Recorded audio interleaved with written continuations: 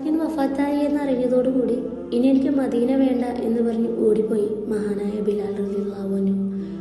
പിന്നീട് അദ്ദേഹം സിറിയയിൽ പോയി താമസിക്കുകയാണ്. അങ്ങനെ ഇരിക്കെ ബിലാൽ റളിയല്ലാഹു അൻഹു ഒരു സ്വപ്നം കാണുകയാണ്. അള്ളാഹുവിൻ്റെ റസൂൽ അദ്ദേഹത്തോട് ചോദിക്കുന്നുണ്ട്, ബിലാൽ എന്തേ എന്നോട് ദേഷ്യമായോ എന്ന്. കരഞ്ഞു കലങ്ങി ഹൃദയം പിടച്ച് സിറിയയിൽ നിന്ന് നടന്നു വന്നു മഹാനായ ബിലാൽ റളിയല്ലാഹു അൻഹു മദീനയിലേക്ക്. അന്ന് ഖലീഫ ഉമർ റളിയല്ലാഹു അൻഹുവിൻ്റെ ഭരണകാലമായിരുന്നു. ബിലാൽ റളിയല്ലാഹു അൻഹുവിനെ കണ്ട സഹാബികൾക്ക് സന്തോഷമാവുകയാണ്.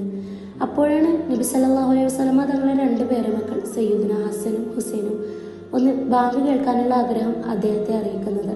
അങ്ങനെ പരിശുദ്ധമായ ബാങ്കുലി ഒരിക്കൽ കൂടി മദീനയിൽ കേൾക്കുകയാണ്. പക്ഷേ അഷ്ഹദു അന്ന മുഹമ്മദ് എന്ന് അദ്ദേഹത്തിന് പറഞ്ഞു തീർക്കാനായുള്ളൂ. അപ്പോഴേക്കും പൊട്ടിക്കരഞ്ഞ് അദ്ദേഹം ബോധരഹിതനായി വീഴുകയാണ്.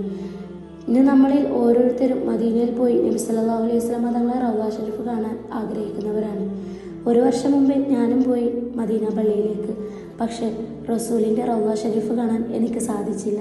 മദീന പള്ളിയുടെ മുന്നിൽ വെച്ച് ഞാൻ പൊട്ടിക്കരഞ്ഞിട്ടുണ്ട്.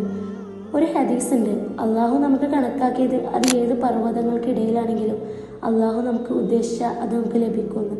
എന്നാൽ അത് നമുക്ക് അള്ളാഹു തരാൻ ഉദ്ദേശിച്ചിട്ടില്ല എന്നുണ്ടെങ്കിൽ 2 ചുണ്ടുകൾക്കിടയിലാണെങ്കിൽ പോലും നമുക്കത് ലഭിക്കൂല.